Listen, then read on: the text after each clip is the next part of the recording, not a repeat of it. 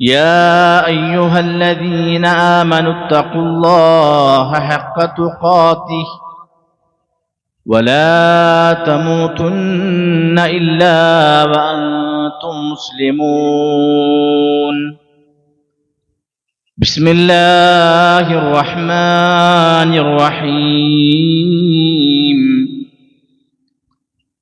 وإذ قال عيسى ابن مريم يا بني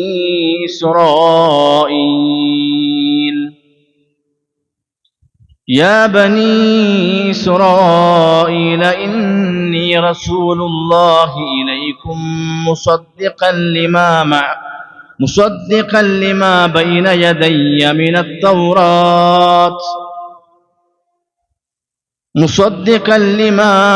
يدي من التوراة ومبشرا برسول يأتي من بعد اسمه أحمد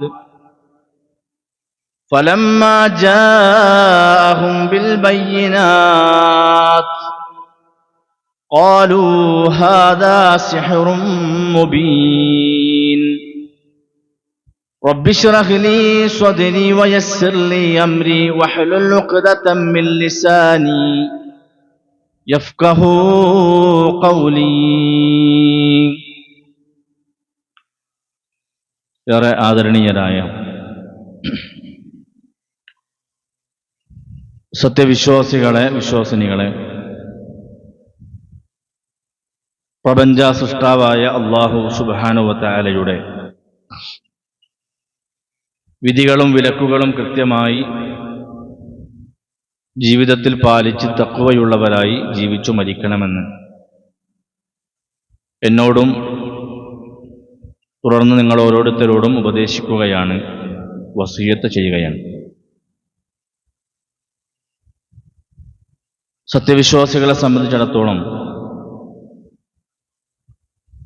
ഏറെ അറിയുകയും പഠിക്കുകയും ചെയ്യേണ്ട ഒരു വ്യക്തിത്വമാണ് മുഹമ്മദ് സല്ലല്ലാഹു അലൈഹി വസല്ലമയുടെ ജീവിതം. ആ പ്രവാചകന്റെ ജീവിതം കുറച്ച് ദിവസങ്ങൾ കൊണ്ടോ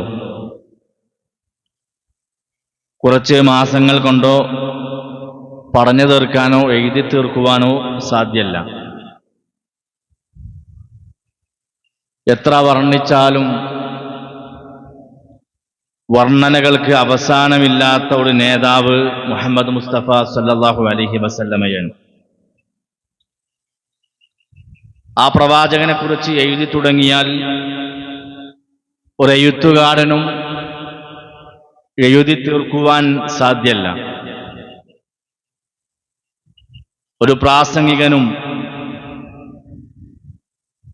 എത്ര പ്രസംഗിച്ചാലും പ്രവാചകന്റെ ജീവിതത്തെ ആദ്യം മുതൽ അവസാനം വരെ പ്രസംഗിച്ചു തീർക്കാനും സാധിക്കൂല. അത്ഭുതകരമായ ഒരു വ്യക്തിത്വത്തിന്റെ ഉടമയാണ് പ്രവാചകൻ സല്ലല്ലാഹു അലൈഹി വസല്ലം. ജീവിതവും മരണവും ഒരു അത്ഭുതൻ. നാമൊക്കെ ഒരുപാട് നേതാക്കന്മാരെ കുറിച്ച് കേട്ടിട്ടുണ്ട്. നമുക്കൊക്കെ നേതാക്കന്മാരുണ്ട്. പല രംഗത്താണ്. ചില ആളുകൾക്ക് രാഷ്ട്രീയത്തിലാണ് നേതാക്കന്മാരുള്ളത്, ചില ആളുകൾക്ക് അത് ബിസിനസിന്റെ രംഗത്താണ്, കായിക രംഗത്തുള്ള ആളുകളുണ്ട്. അവരൊക്കെ എന്ന് മുതലാണ് നമ്മുടെ നേതാക്കന്മാരായത്? അവരിവിടെ വളർന്ന് വലുതായി അവരുടേതായ കഴിവുകളൊക്കെ ഓരോ മേഖലകളിലും അവർ തെളിയിക്കാൻ തുടങ്ങി. നമുക്കിഷ്ടപ്പെട്ട ഒരു മേഖലയാകുമ്പോൾ ആ മേഖലയിൽ ഇഷ്ടപ്പെട്ട ഒരാളെന്ത് ചെയ്യും? അയാളെ കഴിവ് മനസ്സിലാക്കി നമ്മൾ അയാളെ നേതാവായി നമ്മൾ തിരഞ്ഞെടുക്കുകയാണ്. എന്നാൽ മുഹമ്മദ് നബി സല്ലല്ലാഹു അലൈഹി വസല്ലം നേതാവായത് ഇവിടെ ജനിച്ച് ഇവിടെ വളർന്ന് ആ പ്രവാചകന്റെ ഏതെങ്കിലും പ്രൊഫഷണൽ മേഖലകളിൽ തൻ്റെതായ കഴിവുകൾ തെളിയിച്ച് സർട്ടിഫിക്കറ്റ് വാങ്ങിയതിന്റെ ശേഷമായിരുന്നില്ല പ്രവാചകൻ മുഹമ്മദ് നബി സല്ലല്ലാഹു അലൈഹി വസല്ലമ നേതാവായത്. ആ പ്രവാചകൻ ലോകത്ത് ജനിക്കുന്നതിന്റെ എത്രയോ വർഷങ്ങൾക്ക് മുമ്പ് ജനിക്കുന്നതിന്റെ എത്രയോ വർഷങ്ങൾക്ക് മുമ്പ് ലോകം കാത്തിരിക്കുന്ന നേതാവായിരുന്നു മഹാനായ റസൂലുള്ളാഹി സ്വല്ലല്ലാഹു അലൈഹി വസല്ലം. മുഹമ്മദ് നബി സല്ലല്ലാഹു അലൈഹി വസല്ലമയെ കുറിച്ച് പറയുന്നതും മുഹമ്മദ് നബിയെ കുറിച്ച് സംസാരിക്കുന്നതും ആയിരക്കണക്കിന് കൊല്ലങ്ങൾക്ക് മുമ്പ് മൂസാ നബി അലൈഹിസ്സലാമയാണ്. എനിക്ക് ശേഷം ഒരു പ്രവാചകൻ വരും, ആ പ്രവാചകന്റെ പേര് അഹ്മദ് എന്നാണ്. മൂസാ നബി അലൈഹിസ്സലാം മുഹമ്മദ് നബിയെ കുറിച്ച് 1000 കൊല്ലങ്ങൾക്ക് മുമ്പ്, ജനിക്കുന്നതിന്റെ കൊല്ലങ്ങൾക്ക് മുമ്പ് സംസാരിക്കാണ്. അന്ന് പ്രിയമുള്ളവരെ ബനു ഹാഷിം കുടുംബമില്ല. അന്ന് അബ്ദുൽ മുത്തലിബോ അബൂ ത്വാലിബോ അബ്ദുള്ളയോ ആമിനയോ ഇല്ല. അന്ന് ജസീറത്തുൽ അറബില്ല, ഖുറൈശി ഗോത്രമില്ല. സുബ്ഹാനല്ലാഹ്, ഇതൊക്കെ രൂപപ്പെടുന്നതിന്റെ എത്രയോ കൊല്ലങ്ങൾക്ക് മുമ്പ് മുഹമ്മദ് നബി സല്ലല്ലാഹു അലൈഹി വസല്ലമയെ കുറിച്ച് മൂസാ നബി അലൈഹിസ്സലാം സംസാരിക്കുകയാണ്. എനിക്ക് ശേഷം ഒരു പ്രവാചകൻ വരും. മഹാനായ ഈസാ നബി അലൈഹിസ്സലാം സംസാരിക്കുന്നുണ്ട്. തൗറാത്തിലുണ്ട്, ഇൻജീലിലുണ്ട്. പേര് വെക്കപ്പെട്ട യഅതി മിൻ ബഅദി ഇസ്മുഹു അഹ്മദ്. മഹാനായ ഈസാ നബി അലൈഹിസ്സലാത്തു വസ്സലാം ആ പ്രവാചകനെ കുറിച്ച് സംസാരിക്കുന്നു. വഇദ ഖാല ഈസ ഇബ്നു മറിയമ യാ ബനി ഇസ്രായീല ഇന്നി റസൂലുള്ളാഹി ഇലൈക്കും മുസദ്ദിഖൻ ലിമാ ബൈന യദയ്യ മിനത് തൗറാത്ത് വമുബശ്ശിറൻ ബിറസൂലിൻ യഅതി മിൻ ബഅദി ഇസ്മുഹു അഹ്മദ്. മുഹമ്മദ് എന്നു പേരുള്ള, അഹ്മദ് എന്നു പേരുള്ള ഒരു പ്രവാചകൻ നിങ്ങൾക്ക് വരാനുണ്ട് എന്ന് ഈസാ നബി അലൈഹിസ്സലാത്തു വസ്സലാം ആ പ്രവാചകൻ ജനിക്കുന്നതിന്റെ കൊല്ലങ്ങൾക്ക് മുമ്പ് പ്രിയമുള്ളവരെ സംസാരിക്കുകയാണ്. ഇങ്ങനെ ഒരു നേതാവ് പ്രിയപ്പെട്ടവരെ ലോകത്ത് കഴിഞ്ഞു പോയിട്ടില്ല. തൗറാത്തിലും ഇൻജീലിലും തബ്ശീർ ചെയ്യപ്പെട്ട, സുവിശേഷം അറിയിക്കപ്പെട്ട ഒരു പ്രവാചകൻ, നിയോഗിക്കപ്പെട്ട മുൻകാല പ്രവാചകനിലൂടെ തന്റെ നിയോഗത്തെക്കുറിച്ച്, തന്റെ ബാസത്തിനെ കുറിച്ച്, തന്റെ പ്രവാചകത്വത്തെക്കുറിച്ച് പ്രവചിക്കപ്പെട്ട ഒരു പ്രവാചകനും ഒരു നേതാവും മുമ്പ് സഹോദരങ്ങളെ ലോകത്ത് കഴിഞ്ഞു പോയിട്ടില്ല, ഉണ്ടായിട്ടില്ല. നോക്കൂ നിങ്ങള്, തൗറാത്തിലും ഇൻജീലിലും കൃത്യമായി ആ പ്രവാചകനെ കുറിച്ച് പഠിപ്പിക്കുന്നുണ്ട്. അഹ്മദ് എന്നു പേരുള്ള ഒരു പ്രവാചകൻ വരും. പ്രവാചകൻ പറഞ്ഞു, ഞാൻ അഹ്മദാണ്, ഞാൻ മാഹിയാണ്, ഞാൻ മുഹമ്മദാണ്. പ്രവാചകൻ സല്ലല്ലാഹു അലൈഹി വസല്ലമക്ക് പല പേരുകള് സഹോദരങ്ങളെ കാണാൻ പറ്റും. നോക്കൂ നിങ്ങള്, ആ മുൻ വേദഗ്രന്ഥങ്ങൾ പഠിച്ച തൗറാത്തിലും ഇൻജീലിലും പഠിച്ച, അതിൽ അവഗാഹം നേടിയ, വിജ്ഞാനം നേടിയ ആ കാലഘട്ടത്തിലെ പണ്ഡിതന്മാർ വരാനിരിക്കുന്ന ആ പ്രവാചകന്റെ അടയാളം കൃത്യമായിട്ട് പറഞ്ഞു. അവസാനം കടന്നു വരുന്ന മുഹമ്മദ് എന്ന് പേരുള്ള, അഹ്മദ് എന്ന് പേരുള്ള പ്രവാചക ശൃംഖലയ്ക്ക് പരിസമാപ്തി കുറിച്ചുകൊണ്ട് കടന്നു വരുന്ന ആ പ്രവാചകനെ എങ്ങനെ മനസ്സിലാക്കാൻ പറ്റും? എങ്ങനെയാ പ്രവാചകനാണെന്ന് അറിയാം? അടയാളങ്ങൾ പറഞ്ഞ് കാത്തിരിക്കണി. കള്ളവാദിയായ പല പ്രവാചകന്മാരും ആ കാലഘട്ടത്തിൽ കടന്നു വന്നിട്ടുണ്ട്. എന്നാൽ സത്യസന്ധനായ നബിയെയും കള്ളവാദിയായ പ്രവാചകനെയും എങ്ങനെ തിരിച്ചറിയും? അടയാളങ്ങൾ കൊണ്ട് തിരിച്ചറിയാൻ പറ്റും. തൗറാത്തിലും ഇൻജീലും പഠിച്ചവർ ആ വരാനിരിക്കുന്ന പ്രവാചകന്റെ അടയാളങ്ങൾ പഠിപ്പിച്ചെന്നു. നിങ്ങൾ നിങ്ങളുടെ സക്കാത്തിന്റെ മുതൽ കൊണ്ടുപോയി കൊടുക്കുക. നിങ്ങൾ നിങ്ങളുടെ സമ്പത്തിന്റെ നിർബന്ധ വിഹിതമായ സക്കാത്തിന്റെ മുതല് അദ്ദേഹത്തിന് കൊണ്ടുപോയി കൊടുത്താൽ അദ്ദേഹം അത് സ്വീകരിക്കൂല. ഒരടയാളതാണ്. നിങ്ങൾ വല്ല സ്വതക്കയും വല്ല ദാനവും നിങ്ങൾ കൊടുത്താലോ, വല്ല സമ്മാനം കൊടുക്കുകയാണെങ്കിലോ അത് അദ്ദേഹം സ്വീകരിക്കും. ഇതാണ് രണ്ടാമത്തെ അടയാളം. മൂന്നാമതായിട്ട് പണ്ഡിതന്മാർ പറഞ്ഞു, നിങ്ങൾക്ക് അദ്ദേഹത്തിന്റെ ഷോൾഡർ പരിശോധിക്കാൻ കഴിഞ്ഞാൽ, അദ്ദേഹത്തിന്റെ ഷോൾഡറിലുള്ള ആ തുണി, ആ മറയൊന്നു നീങ്ങി ആ മുബാറക്കായ ശരീരം, ആ പുറമൊന്നു കാണാൻ നിങ്ങൾക്ക് സാധിച്ചാൽ, പ്രവാചക പരിസമാപ്തി കുറിച്ചുകൊണ്ട് അള്ളാഹു അടയാളപ്പെടുത്തിയ ഖതമുൻ നുബുവത്തിന്റെ അടയാളം അദ്ദേഹത്തിന്റെ പുറത്ത് നിങ്ങൾക്ക് കാണാൻ പറ്റും. അതാണ് മൂന്നാമത്തെ അടയാളമായി ആ കാലഘട്ടത്തിലെ പണ്ഡിതന്മാർ പ്രിയമുള്ളവരെ പഠിപ്പിച്ചു കൊടുക്കുന്നത്. കാലം കാത്തിരിക്കാനാ പ്രവാചകനെ. ഈ മൂന്നടയാളങ്ങളുള്ള ഒരു മനുഷ്യനെ കാത്തിരിക്കുന്നു. പേർഷ്യക്കാരനായ സൽമാൻ റളിയല്ലാഹു അൻഹു അദ്ദേഹത്തിന്റെ നാട്ടിലെ വേദക്കാരായ പണ്ഡിതന്മാരിൽ നിന്നാണ് അവസാനത്തെ ഈ പ്രവാചകന്റെ അടയാളങ്ങൾ അദ്ദേഹം പഠിക്കുന്നതും മനസ്സിലാക്കുന്നതും. സൽമാൻ റളിയല്ലാഹു അൻഹു അന്ന് മുസ്ലിമായിട്ടില്ല. അദ്ദേഹം പരിശോധിക്കാൻ തീരുമാനിച്ചു. മദീനയിലേക്ക് എത്തിയപ്പോഴാണ് അവസാനത്തെ നബിയാണ് എന്ന് പറഞ്ഞുകൊണ്ട് ഒരാള് അവിടെ വന്നു എന്ന് സൽമാനുൽ ഫാരിസി റളിയല്ലാഹു അൻഹു പ്രിയമുള്ളവരെ കേൾക്കുന്നത്. തന്റെ നാട്ടിലെ പേർഷ്യയിൽ നിന്ന് ആ കാലഘട്ടത്തിലെ വേദപണ്ഡിതന്മാരിൽ നിന്ന് കിട്ടിയ ഈ അറിവ്, ഈ അടയാളം വെച്ചുകാണ്ട് ആ അടയാളങ്ങളൊക്കെ ഈ മനുഷ്യനിലുണ്ടോ എന്ന് പരിശോധിക്കാൻ തീരുമാനിച്ചുകൊണ്ട് കടന്നു ചെല്ലാണ് നബി തങ്ങളുടെ അരികിൽ. തന്റെ സമ്പത്തിന്റെ വിഹിതമായ സക്കാത്തിന്റെ മുതലിൽപ്പെട്ട ഈത്തപ്പഴം അത് കൊണ്ടുപോയിങ്ങാണ്ട് പ്രവാചകൻ സല്ലല്ലാഹു അലൈഹി വസല്ലമക്ക് നീട്ടിക്കൊടുത്തു. നബി കരീം സല്ലല്ലാഹു അലൈഹി വസല്ലമ അത് നിരസിക്കാണ്. പ്രവാചകൻ പറഞ്ഞു, മുഹമ്മദിന്റെ കുടുംബത്തിനും സക്കാത്തിന്റെ മുതല് അനുവദിക്കപ്പെട്ടിട്ടില്ല.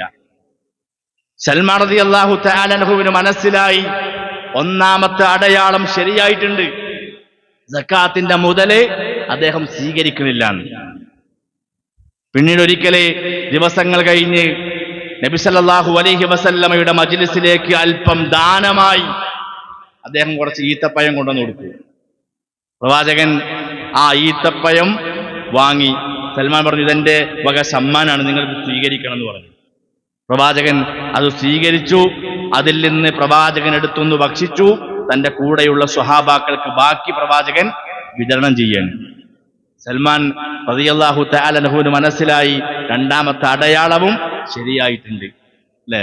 ദാനം ആ പ്രവാചകൻ സ്വീകരിക്കുന്നുണ്ട്, അല്ലെങ്കിൽ സമ്മാനമായി നൽകിയത് ആ പ്രവാചകൻ സ്വീകരിച്ചിട്ടുണ്ട് എന്നുള്ളത് അല്ലെ. മൂന്നാമത്തെ അടയാളം എന്താ?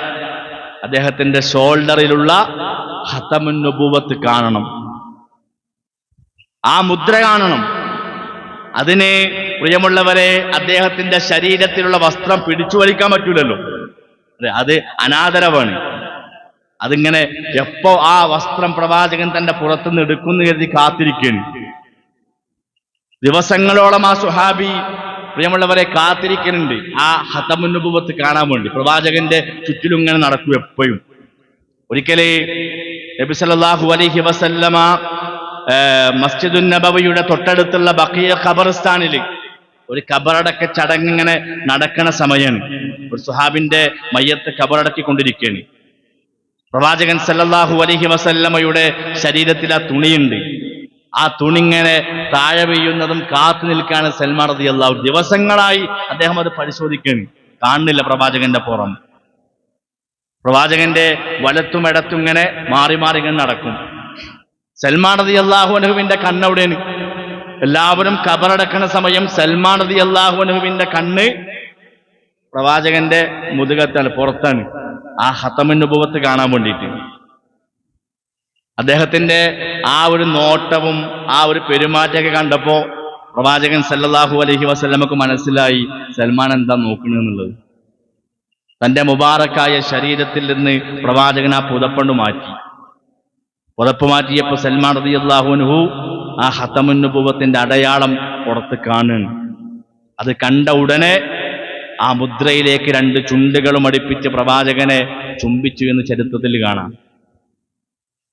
അദ്ദേഹം അവിടെ വെച്ച് അഷ്ഹദു അല്ലാ ഇലാഹ ഇല്ലല്ലാഹ് വ അന്നക മുഹമ്മദുൻ റസൂലുള്ളാഹ് എന്ന് പ്രഖ്യാപിച്ചു എന്ന് ചരിത്രം പ്രിയമുള്ളവരെ പഠിപ്പിക്കുന്നുണ്ട്. പറഞ്ഞത് ഒരു നബിക്കും പ്രിയമുള്ളവരെ ഉണ്ടായിട്ടില്ല ഇങ്ങനെ ഒരു പ്രത്യേകത.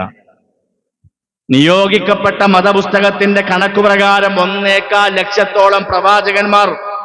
ആ പ്രവാചകന്മാരിൽ ഏറ്റവും സേട്ടനാണ് മഹാനായ മുഹമ്മദ് മുസ്തഫ സല്ലല്ലാഹു അലൈഹി വസല്ലം. ആ പ്രവാചകന്റെ പേര് കേൾക്കുമ്പോ പ്രിയമുള്ളവരെ സ്വലാത്ത് ചൊല്ലണം. ചുരുങ്ങിയത് സല്ലല്ലാഹു അലൈഹി വസല്ലം എന്നെങ്കിലും പറയണം.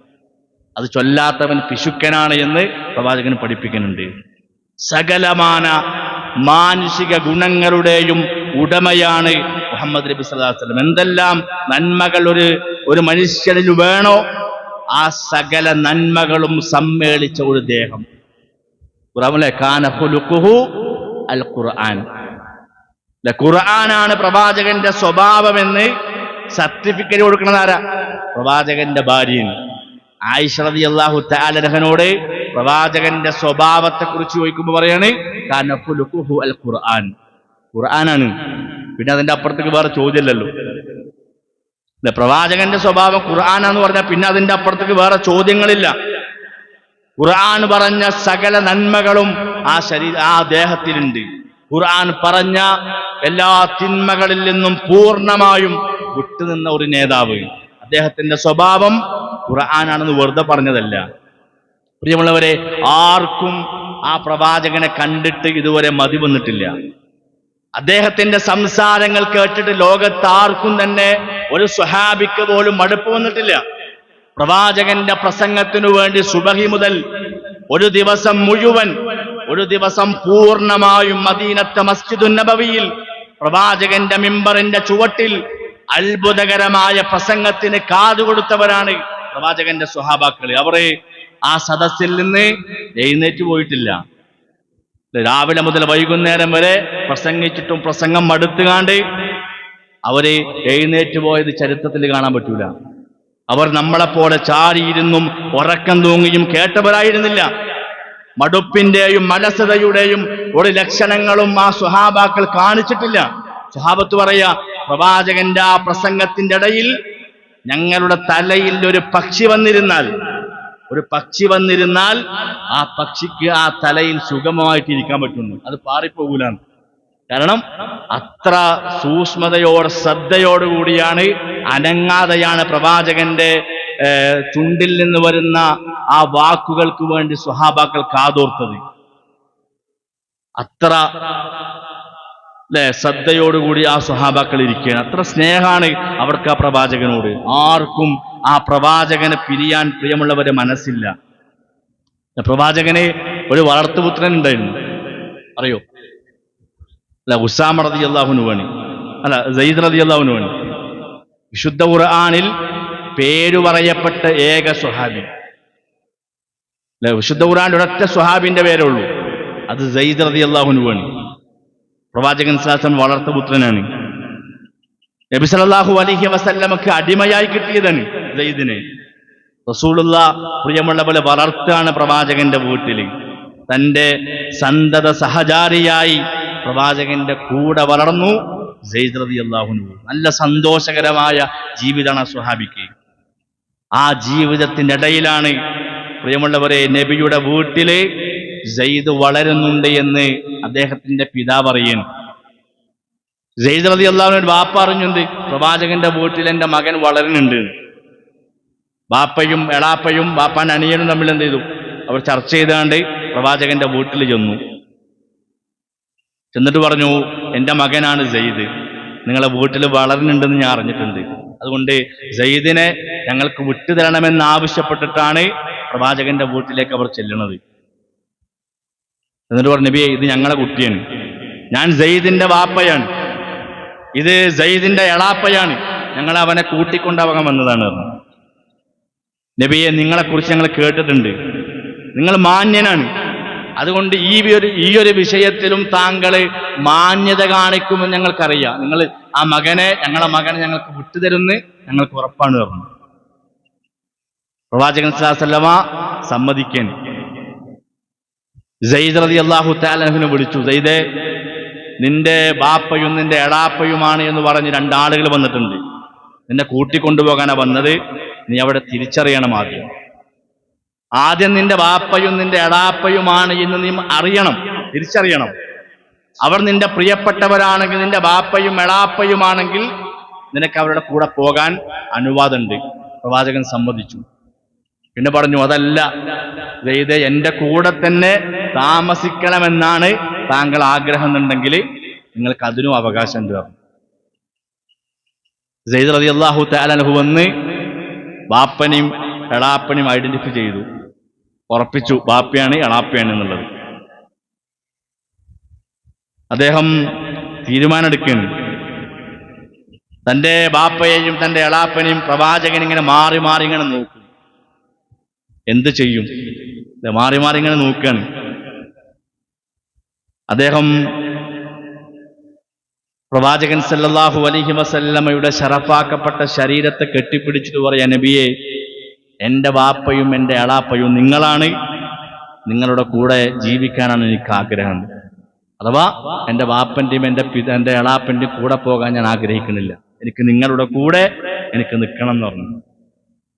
പ്രവാചകൻ സ്വല്ലല്ലാഹു അലൈഹി വസല്ലമ പ്രിയമുള്ളവരെ സമ്മതിക്കാണ്. ആർക്കും പ്രിയമുള്ളവരെ പിരിയാൻ മനസ്സില്ലാത്ത ഒരു നേതാവ്, അതാണ് മുഹമ്മദ് നബി സല്ലല്ലാഹു അലൈഹി വസല്ലം. എങ്ങനെ പിരിയും പ്രിയപ്പെട്ടവരെ ആ പ്രവാചകനെ? മദീനത്തെ ഒരു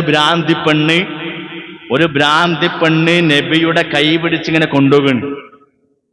ഒരു ദിവസം പ്രവാചകന്റെ കൈ ഇങ്ങനെ പിടിച്ചിട്ട് ഇങ്ങനെ വലിച്ചു കൊണ്ടുപോകുന്നു.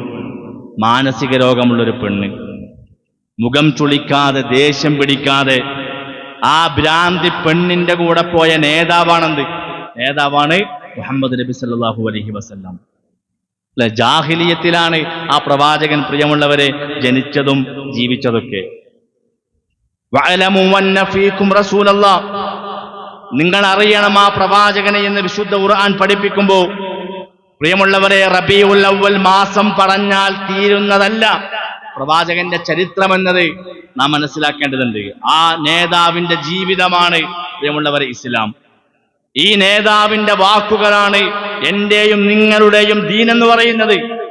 ആ നേതാവ് കാണിച്ചു തന്ന പ്രവർത്തനങ്ങളാണ് ഈ ദുനിയാവിൽ നമുക്ക് ലഭിക്കപ്പെട്ട ഏറ്റവും നല്ല നിഅമത്ത് എന്ന് നമ്മൾ തിരിച്ചറിയണം. നമുക്ക് ജാഹിലിയത്തിൽ ജനിച്ച ഒരു പ്രവാചകൻ, ജാഹിലിയത്തിൽ വളർന്ന ഒരു പ്രവാചകൻ. എന്താണ് ആ കാലഘട്ടത്തിന്റെ പ്രത്യേകത? മദ്യപിക്കാത്ത ഒരാണും പെണ്ണും ആ നാട്ടിലില്ല.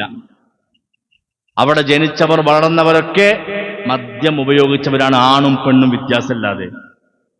കള്ളിന്റെ ഒരു തുള്ളി പോലും രുചിച്ചു നോക്കിയിട്ടില്ല, രുചിക്കല മണത്തു നോക്കിയിട്ട് പോലുമില്ലാത്ത ഒരു നേതാവാണ് മുഹമ്മദ് നബി സല്ലല്ലാഹു അലൈഹി വസല്ലം. ആ നേതാവ് 40-ാമത്തെ വയസ്സിൽ നബിയായി ദഅവത്ത് തുടങ്ങിയപ്പോ പ്രിയമുള്ളവരെ, കള്ളനെന്നും ഭ്രാന്തനെന്നും വിളിച്ച ആളുകളുണ്ട്. അതേ ആളുകൾ തന്നെയായിരുന്നു പ്രവാചകനെ അൽ അമീൻ എന്ന് വിളിച്ചത്. ആ അൽ അമീൻ എന്ന് വിളിച്ച ആളുകൾ പിന്നെ ഭ്രാന്തനെന്നും കള്ളനെന്നും വിളിച്ചിട്ടുണ്ടെങ്കിൽ അവർ ഒരു ശത്രു പോലും ഒരിക്കൽ പോലും പറഞ്ഞിട്ടില്ല, നബിയെ, അല്ലേ, താങ്കൾ ഇപ്പോഴല്ലേ കള്ള് ഹറാമായത്, നിങ്ങളൊക്കെ എത്ര കാലം കുടിച്ചിടന്നാണ്, അല്ലെ. പ്രവാചകൻ അങ്ങനത്തെ ഒരു വാക്കുപോലും ഒരു ശത്രു സഹോദരങ്ങളെ പറഞ്ഞിട്ടില്ല എന്നാണ്. വ്യഭിചാരം കൂടപ്പിറപ്പായ ഒരു സമൂഹമാണ്. പ്രവാചകൻ സല്ലല്ലാഹു അലൈഹി വസല്ലമ തന്റെ കണ്ണുകൊണ്ട് ഒരു അന്യ പെണ്ണിന്റെ മുഖത്തേക്ക് ഒരു നോട്ടം പോലും നോക്കിയിട്ടില്ലാത്ത നേതാവ്. സ്വന്തം ഭാര്യയെ ആ നാട്ടിലെ പ്രമാണിമാർക്ക് പൈസക്ക് കൊടുക്കുന്ന ആൾക്കാരാണ് ജാഹിലിയത്തിലെ അറബികൾ. സ്വന്തം ഭാര്യനെ പ്രവാചകൻ സല്ലല്ലാഹു അലൈഹി വസല്ലമ ഒരു അന്യ പെണ്ണിന്റെ ദേഹത്ത് പ്രിയമുള്ളവരെ കൈവച്ചിട്ടില്ല. ഒന്ന് അനാവശ്യമായൊരു നോട്ടം പോലും ആ നേതാവ് നോക്കിയിട്ടില്ല. അതുകൊണ്ട് ആ പ്രവാചകനെ വഅലമു അന്ന ഫീകും റസൂലല്ലാഹ്, ആ റസൂലുള്ളാഹിയെ കുറിച്ച് പ്രിയമുള്ളവരെ നമ്മൾ അറിയണം. ആ പ്രവാചകനെ കുറിച്ച് കൃത്യമായി നമ്മൾ പഠിക്കണം. അന്നബിയുൽ ഔലാ ബിൽ മുഅ്മിനീന മിൻ അൻഫുസിഹിം, ഒരു വിശ്വാസിക്ക് തന്റെ ദേഹത്തേക്കാൾ ഏറ്റവും പ്രിയം ആ പ്രവാചകൻ സല്ലല്ലാഹു അലൈഹി വസല്ലമയോടാവണം. നമ്മളെക്കാൾ, നമ്മുടെ മാതാപിതാക്കളെക്കാൾ, നമ്മുടെ കുടുംബത്തെക്കാൾ, മക്കളെക്കാൾ, എല്ലാത്തിനേക്കാളും ആ പ്രവാചകനോടാവണം പ്രിയമുള്ളവരെ നമ്മുടെ ഹുബ്ബ്. അല്ലാഹു സുബ്ഹാനഹു വ തആല ആ നിലക്ക് നമ്മുടെ പ്രവാചകനെ സ്നേഹിക്കുന്ന വിശ്വാസിനികളിൽ നമ്മെ ഉൾപ്പെടുത്തി അനുഗ്രഹിക്കുമാറാകട്ടെ.